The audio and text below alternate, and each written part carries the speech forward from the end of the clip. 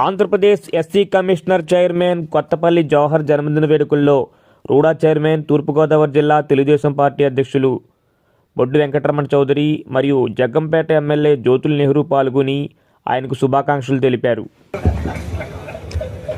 ముందుగా జవహర్ గారి 61వ పుట్టినరోజు సందర్భంగా ఆయన శుభాకాంక్షలు తెలుపుతూ, ఇందాక నెహ్రూ గారు చెప్పినట్టుగా ఇదే రోజున మనకి 1950లో మన రాజ్యాంగం అమల్లోకి వచ్చింది. ఈవేళ ఒక రాజ్యాంగబద్ధమైనటువంటి పదవిలో మనకి జవహర్ గారు ఉన్నారు, ఎస్సీ కమిషన్ చైర్మన్గా.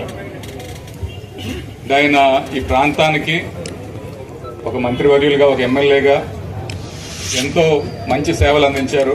మీ అందరి హృదయాల్లో ఒక మంచి స్థానం అయితే వారు సంపాదించగలిగారు. రానున్న రోజుల్లో అంటే ఇందాక నెహ్రూ గారు చెప్పినట్టుగా జిల్లా అధ్యక్షులుగా గతంలో చేశారు.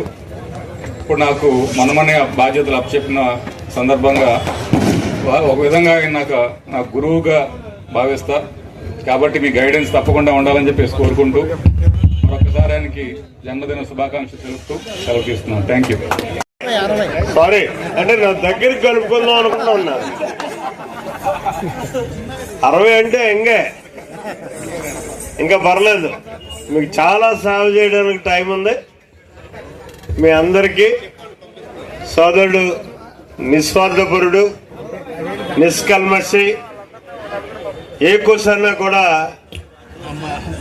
మరి గర్వం అన్నది లేనటువంటి వ్యక్తి, ఒక మంచి నాయకుడు మీ ప్రాంతానికి దొరకడం అదృష్టం. దాన్ని మీరందరూ కలిసి నిలుపుకోవాల్సినటువంటి అవసరం ఉంది.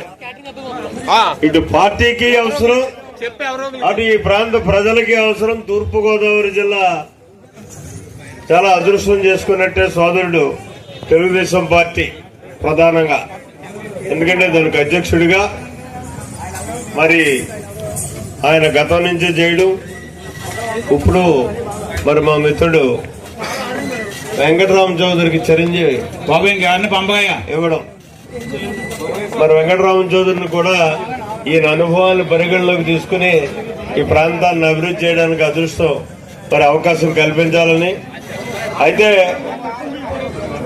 ఈ సందర్భంగా నేను మీ అందరికీ తెలియజేసేది ఏంటంటే, మంచి భవిష్యత్తు ఉన్నటువంటి ఒక నాయకుడిగా జవహర్ను మాత్రం నేను విశ్వసిస్తున్నాను.